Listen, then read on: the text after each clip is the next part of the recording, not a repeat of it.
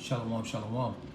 First and foremost, I'd like to give all praise, honor, and glory to Yahweh, Ba'ashem, Yahweh Shai, Ba'ashem, Rachakadash, the ones to the apostles, and all the bishops, the millstone, who taught me this truth and do real well. Peace, blessings, and salutations to the hopeful elect, the house of David, wherever you may be scattered throughout the four winds of the earth. This is your brother Yazrai Allah from Great Millstone Branch here in Chicago, back with another lesson.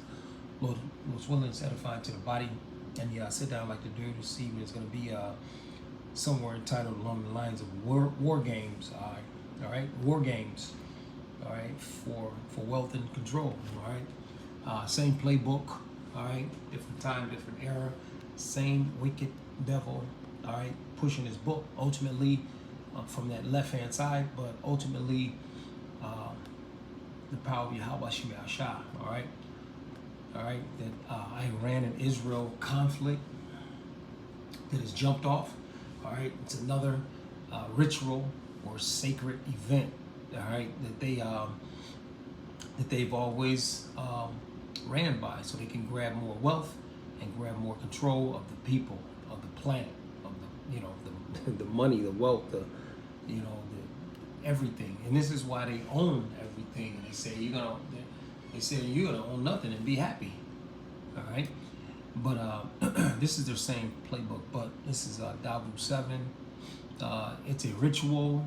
The real reason behind the Israel-Iran conflict is all I forget what he said though. But here it is. We're gonna play a little bit of fair use, YouTube. Fair use. Small uses this for educational purposes. Fair use. Many times it's ritual. What is the real reason behind Israel-Iran conflict?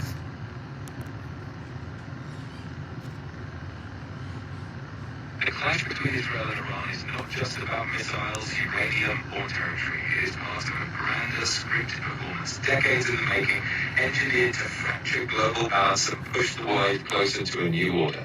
What you've been shown is a reaction, but the real story lies in who orchestrated the tension and why. Problem, reaction, solution. All right, the problem, they're creating the problem. This war, all right, just war games.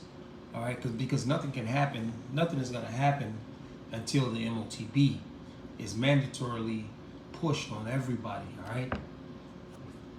Now, in the last few days, Israel launched a massive preemptive strike on Iranian military and nuclear sites. Dozens of scientists and commanders eliminated, entire facilities destroyed. Iran retaliated with missiles and drones, many intercepted, some causing damage. But this isn't just a regional spat. It was ritual warfare, a pre-chosen point in the timeline where certain chess pieces were moved to provoke a bigger collapse. This strike wasn't sudden, it was scheduled. And in all of this, Lucky, and in all of this, people do die, right? In these war games, right?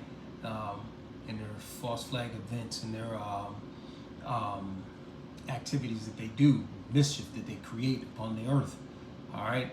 And the earth is like they say in the world, they say the earth is a devil's playground, man.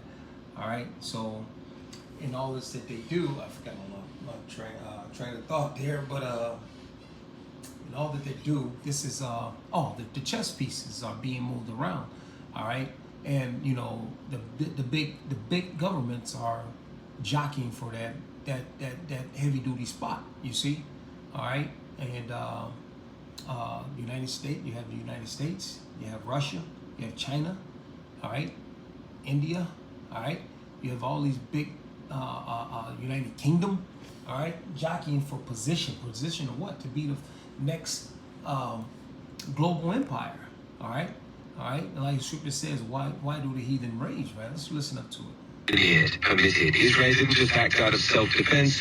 The deeper mission was to disrupt Iran's growing alignment with China, Russia, and the BRICS bloc, sabotage Iran's attempt to shift oil sales away from the US dollar, and send a message to the rest of the Middle East. You either follow the Western system or you burn. Meanwhile, Iran's retaliation wasn't reckless rage. It was a calculated countermove, testing defenses, gauging responses, and showing the world it will not bow without response. The elites need global destabilization to justify centralization. One digital currency, one defense system, one global authority. To birth a new world order, they must first break the old one. What better way than triggering chaos in the most sensitive energy region on Earth, drawing in powers like China, Russia, and NATO into pressure postures, and pushing oil prices sky high, crashing economies, and blaming war instead of manipulation. The Israel-Iran war is the ignition point, not the fire. It's the start of a series of flashpoints coordinated to make the world beg for solutions to the chaos the system created.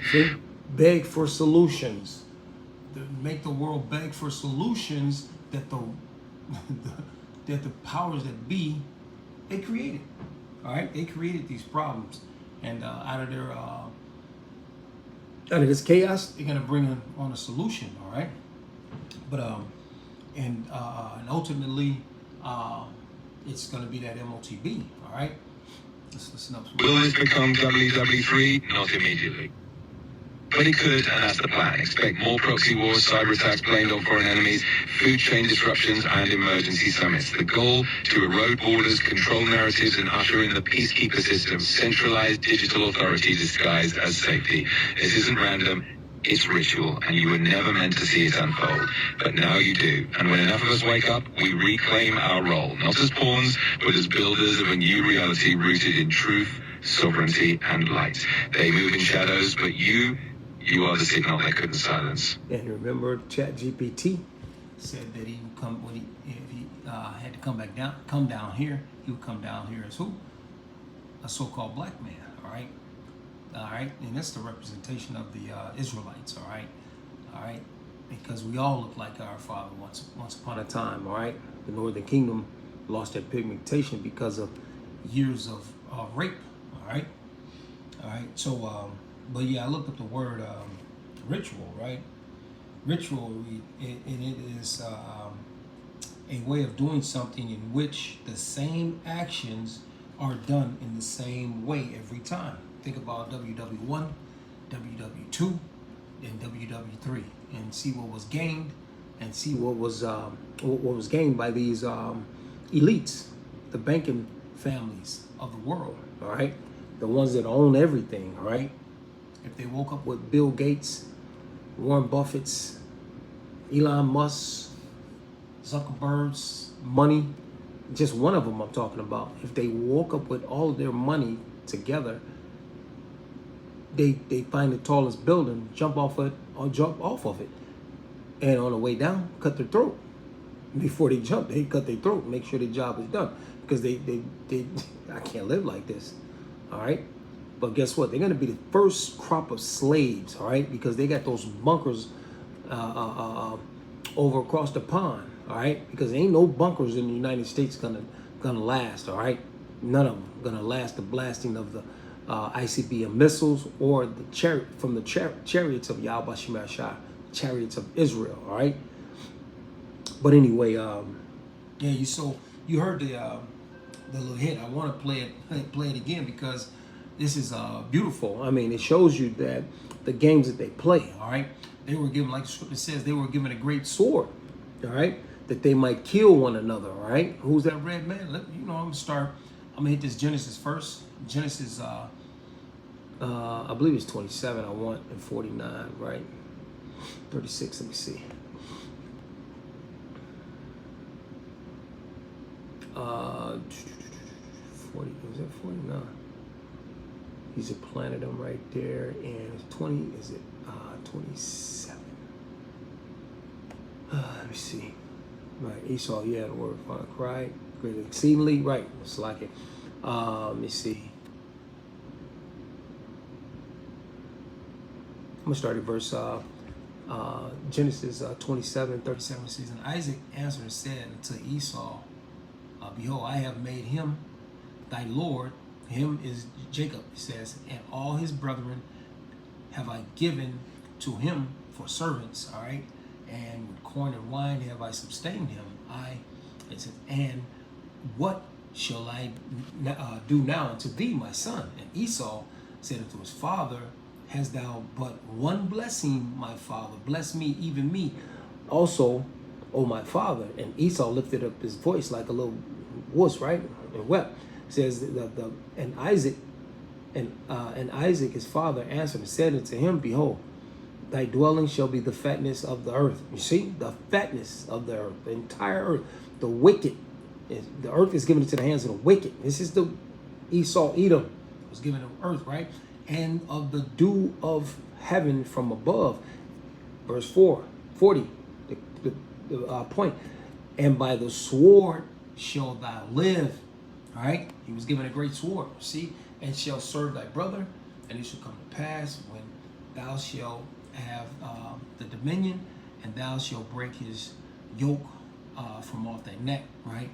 And Esau hated Jacob because of the blessing wherewith his father blessed him. And Esau's heart, it said in his heart, the days of mourning for my father are at hand. Then will I slay my brother Jacob. But anyway, point being, Esau was given that sword. Okay, now let's grab that Revelations. These war games that they're playing, right?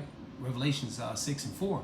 It reads, and there went out another horse that was red, and power was given to him that sat thereon to take peace from the earth, and that they should kill one another. You see, they sat thereon. He was thereon to keep peace from the earth. Right? Let me read it again. Salakia. Revelation 6 and 4 reads, and there went out another horse that was red, and power. You see, that fatness of the earth was given to him that sat thereon. All right. And the horse was red. All right. Esau was red like a hairy garment when he came out. All right. He was the first one to come out. Jacob came out second. They didn't say his color because he looked like everybody. They said Jacob, they described Jacob as just what? Holding onto his brother's heel. All right. Pulling him down. All right. It says, and there went out another horse that was red, and power was given to him that sat thereon to take peace from the earth, and that they should kill one another. You see, and that they should kill one another. Who? Those red people. There's those Edomites. All right, Esau. And there was given unto him a great sword. Jacob's blessing wasn't the sword, so he's not talking about the twins. He's talking about Esau, Edom. All right. We can see, and we can go back and just visit that. Genesis, the 25th chapter. I want to get right to the point. Right. 24. It reads. I'm starting 23. It reads, and starting 22. It reads, and the children struggled together within her, and she said, if it be so, why am I thus? And she went to inquire of the Lord Yahweh, and the Lord Yahweh said unto her, two nations are in thy womb, two manner of people. You see, we're not the same people. You see, anyway, we're a holy people anyway. The Lord has severed us from all people. All right, Leviticus 20 and 26, I believe, right? It says, two nations are in thy womb, two manner of people shall be separated from thy bowels, and the one people shall be stronger than the other people, and the elder shall serve the younger. And when the days to be delivered were fulfilled, behold, there were twins in her womb, and the first came out red, you see, all over like a hairy garment, and they called his name Esau. You see, that's that red one. All right, it was given that. Those the red people that were given that sword. All right, it was red like a hairy garment. It says, and after that, his brother out, and his hand took hold of Esau's heel, and his name was called Jacob. And Esau was Isaac was 80 years old when he buried them. Right. All right. So again, back to that Revelations right quick. This is what they're doing. All right, these people are warring with one another, war games with one another. People get killed. Hell yeah, people are getting killed, man. All right, it says again, Revelation 6 and 4, and there went out another horse that was red, and power was given to him that sat thereon to take peace from the earth. You see, and that they should kill one another, and there was given unto him a great sword. You see, And this is exactly what these people are doing, right? All right, this is exactly what they're doing. But see, let's grab this 2 Corinthians right quick. 2 Corinthians 2 and 11 reads, "Lest Satan should get an advantage of us, we are not ignorant to his devices." All right, all right. When you know the playbook of the devil, all right, the Lord has given us information. All right, like in that 2 Kings, I believe, talked about the king said, "Who is this is telling the Israel what we're doing?" You see, and he said, "Man, the prophets. The Lord is telling the prophets, man. You know, basically, all right, because the Lord will do what the scripture says, Amos 3 and 6 and 7. It says the Lord should surely do nothing but reveal his secrets to his servants, the prophets." All right, we just grab that because we're not ignorant to Satan's devices. And let's grab this Amos right quick. Amos 3 and 7, it reads, "Surely the Lord power, Yahweh Shemashah, will do nothing but he revealeth his secrets unto his servants, the prophets." You see? All right? This is the secrets that the Lord has given us, this information, all right? We're not ignorant to this damn devil's device. We know that nothing is going to jump off until Jacob's trouble has to get that much, has to explode, if you will, all right? There's going to be chaos in the streets, all right? And we know the MOTB has to be mandatorily pushed out here like a son of a gun, all right? It's going to be pushed. Not just pushed, but pushed, all right? All right? This is what is going to happen, not may happen or possibly. No, it's going to happen, man, because these guys, let's grab a couple more scriptures and prove it, right?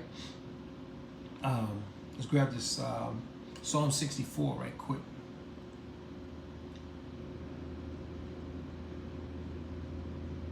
Psalm 64 and 5 reads, "They encourage themselves in an evil matter. They commune of laying snares privately.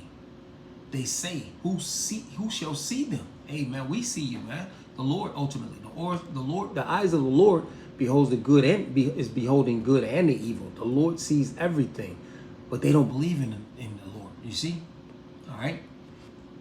It says they search out iniquity. They accomplish a diligent search. Both the inward thoughts, it says both the inward thoughts of every one of them and the heart is deep. You see? All right? Esau goes into a diligent search, man. So he's searching. When he goes into this wickedness, he goes in on it, man. He seeks on and down. He seeks out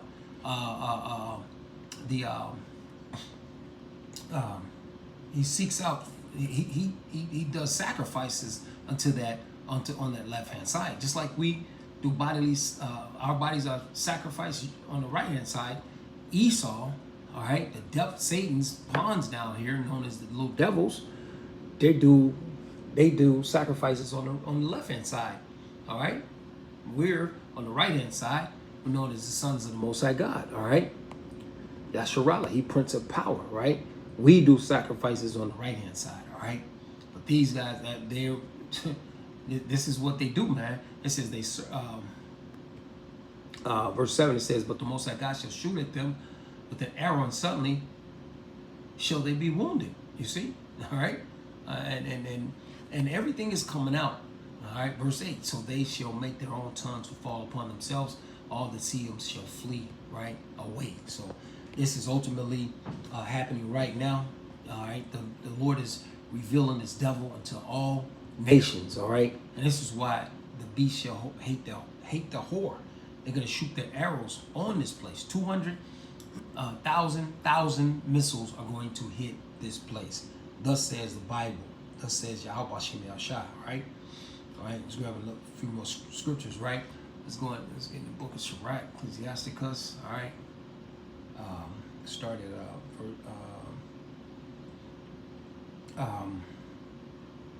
Sirach 12 and 3. Let's grab that. 12 and 3. It reads, "There can no good come to him that is always occupied in evil." You see, there can nothing good come from this man that's always occupied in evil. He's the devil himself. All right, his setup is destruction, desolation. All right, him, his people. All right, anything that pits against the wall that can produce a seed. It says, nor to him that giveth no arms. All right, this man doesn't give anything back. He hates everything and everybody, man. All right, let's grab this Ecclesiasticus or Sirach 14 and start at 4. It reads, he that gathereth by defraud, you see, his own soul gathereth for others. They shall spend his goods righteously. Right. This man, everything this man gets and has gotten, man, is going to be taken. The Lord is going to make him vomit everything up. It says, he that is evil to himself, to whom will he be good? You see, you're going to trust in on Egypt and you're going to go down with him. All right. It says, he shall not take pleasure in his goods. All right. There is none worse than he that envieth himself. You see, there is none worse than he that envieth himself, and this is a recompense of his wickedness. All right. All right. And let's grab. Let me see. Got to grab this Revelations 13 and 16 because there's nothing gonna happen before this happens, right? I quoted it, so I got to grab it, right? Revelation 13, 16 reads, and he causes all both small and great, rich and poor, free and bond, right, to receive a mark in their right hand or in their forehead, and then no man might buy or sell, save or except he that has the mark or the name of the beast or the number of the name. You see, you're not going to be able to buy or sell. You're not going to be able to move around or do anything, man, unless you have that, right? All right. Let's grab this. I think I want 9. All right. Let's grab this. Revelation 14 and 8 reads, and there followed another angel saying, Babylon is fallen, the great city, because she made all nations drink of her wine, of the wrath of her fornication. And the third angel followed them, saying with a loud voice, if any man worship the beast, that's the point, and his image, and received his mark in his forehead or in his hand, the same shall drink of the wine of the wrath of the Most High, which is poured out without mixture into the cup of his indignation, and he shall be tormented with fire and brimstone in the presence of the holy angels and in the presence of the Lamb. You see, and the smoke of their torment ascended up forever and ever, and they have no rest day or night who worship the beast in his image, and whosoever received the mark in his name. You see, all right. You taking that? You taking that mark? All right, that charagma. All right. Oh man, that's the worst thing you can do. All right. Let's grab this Proverbs 4 and 16. Right. This is this man's whole mission, man. His whole mission, man. All right.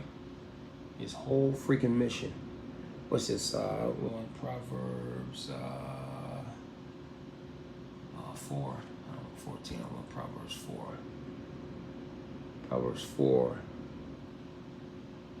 and 16 reads. I'm gonna start at 14. It reads, "Enter not in the path of the wicked, all right, and go not in the way of evil men."